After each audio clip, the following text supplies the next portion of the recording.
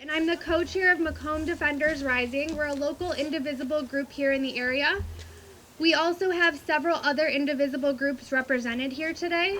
So if you want to get connected into an Indivisible group, which is a nationwide community of people who are out to save and protect our democracy right now, you can see us all over here. We're representing Macomb County, the Rochester Hills and surrounding area. We also have a Zoom-only meeting group that meets on Zoom. Unfortunately, we do not have press today, but we did send out 600 press advisories to the press, so they chose not to be here. We will be sending the press release after to let them know what we did. I'd also like to thank, again, everyone who is here today. I know you're here because you're angry, frustrated, and afraid.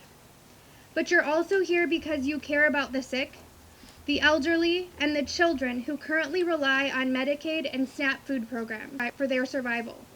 We're here because President Trump, Elon Musk, and his MAGA followers, like Representative John James and Lisa McClain, want to cut the federal budget by trillions to give their billionaire buddies a tax cut.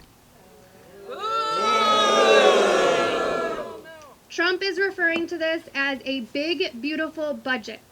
But we all know it's anything but beautiful. It's grotesque. And it will hurt all of us. But in particular, those who rely on programs like Medicaid and SNAP.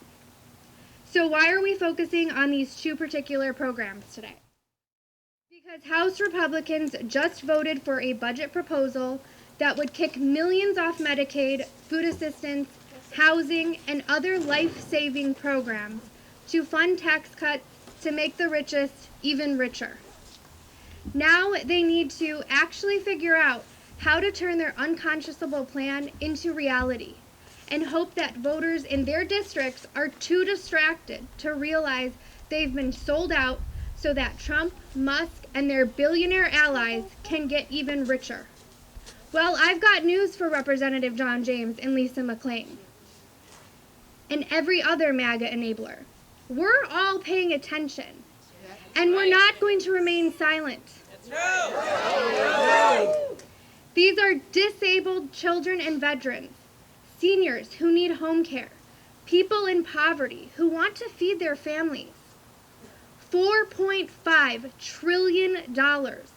Most of us can't even imagine a number that large. But that's the amount the Republican budget will attempt to cut.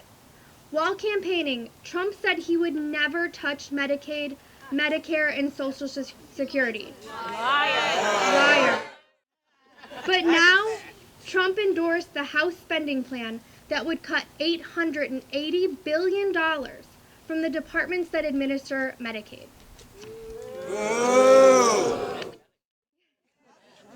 We are so grateful to have two people here today who can tell their stories and be two of the millions of faces of Americans who will suffer under this budget that isn't about waste, fraud, and abuse, like they claim. It's about what kind of government we want. A government for the rich or good government for the rest of us. I'd like to present Mary Marinelli right here.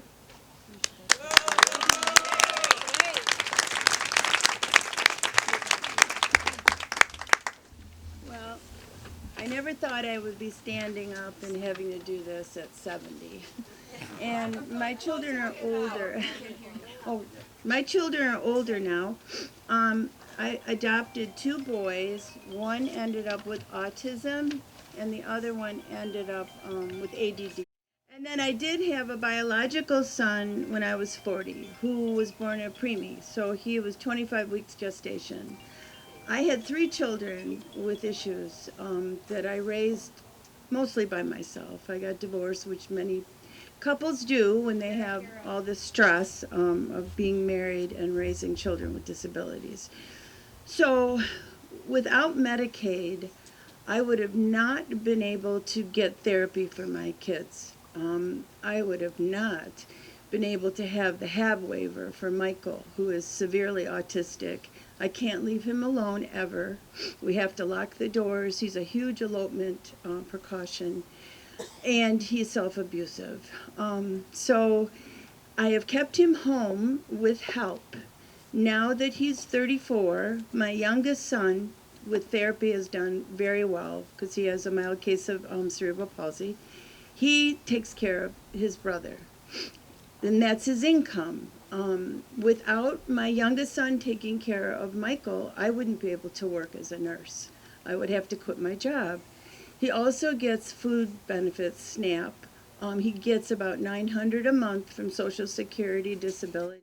So he receives that. So that helps our home, to provide him care. I do get some money working, taking care of him in the home chore program. Without all these programs my sons were involved in, I don't know what would have happened. I really don't. But they're doing much better, and I'm really, really afraid if they take it away, I don't know what's going to happen to Michael. There's nowhere for him to go, number one. There's no safe place for him. There's no safe group homes, and there's no hospitals. So I'll have to get a second job and probably work till I'm 80, which I'm willing to do. But I don't think anybody should have to do this and have to worry all the time. It's hard enough raising a child with a disability, and I don't want him to go anywhere else. So I also work as a nurse, and I do hospice care. I know what's going to happen to people in nursing homes, and we won't have hospice care anymore because that's covered by Medicare and Medicaid. I also see people in home care and in assisted livings. Assisted livings, they don't take insurance, but the nursing homes will go down. And those people will have nowhere to go, nowhere to go. So I don't know what the future's going to look like for everyone, let alone my family. So this can't happen. No. It just can't. No way. Thank you, Mary, for sharing for bravely sharing that vulnerable story. And now I have Sherri Viola.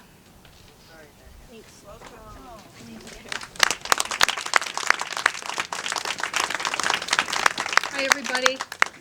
I'm here to represent people like my beautiful older son, Andrew. This is his senior picture. He's now 36 years old, so he looks a little bit older. He's got a little beard. Andrew has Down syndrome, and for the past, 10 years or so, he has received benefit from Medicaid to have job support programs so that he does volunteer work 2 days a week. He also works in a very part-time capacity, a couple of hours a week, doing a job coach supported situation where he does cleaning. And Andrew has had food support also since the last 10 years or so. I have the privilege of having many friends and knowing many people who have benefited from Medicaid. Some of them have autism, some of them have traumatic brain injury, spinal cord injury, cerebral palsy, ALS, dementia, stroke. And not only is job support and food support provided, but durable medical equipment like wheelchairs and prostheses, physical, occupational, and speech therapy, which are all not a luxury, but a necessity for people who have cognitive impairments, intellectual impairments, physical and mental health challenges. So when we talk about losing Medicaid, we're talking about, to me, an unbelievable loss for our neighbors, friends, and relatives who have these needs, and their lives, their quality of life will be adversely affected, as will their families, and ultimately our cities, our societies. People with disabilities are just as important as people who don't happen to have disability right now.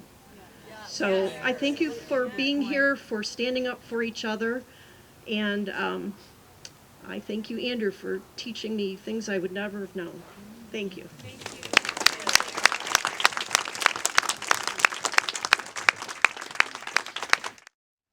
We have Alex Hawkins here today. I'd like to introduce him.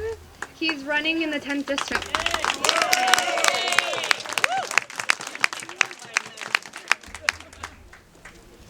Hi, everybody. It's been a day. It's been a day for all of us. After I joined the military, I have friends who've become disabled, who either have fought for their rights from the VA, who, while they were fighting, used Medicare and Medicaid to help them get through that period before they were able to actually get the care that they deserved from the government. My grandfather was paralyzed from the waist down in Vietnam. He was injured, and he fought his entire life for disability rights and veteran rights. And that's something that I grew up not taking for granted, but I understood his disability in a way that most people haven't. My wife, Amanda's a third-year medical student. She had hip surgery last year, and she ended up going to the grocery store by herself. I was doing my military drill, and she was driving one of the little fun carts around, and she realized that she had to get up to grab things off the top shelf.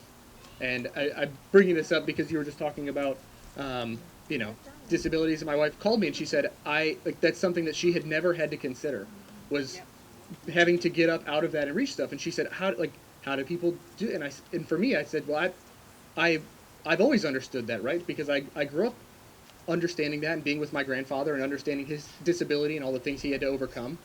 And people don't realize the help that the government provides. They don't understand how effective this funding is for people, not with just disabilities, but people who are struggling, people who need help. And this is something that we cannot allow to be taken away. And we cannot allow this to continue. And we have to stand up and we have to keep doing this over and over and over again in front of John James, in front of his office, all over the state, to make sure that we do this for the next year and a half until it's time to vote and we can actually make a change.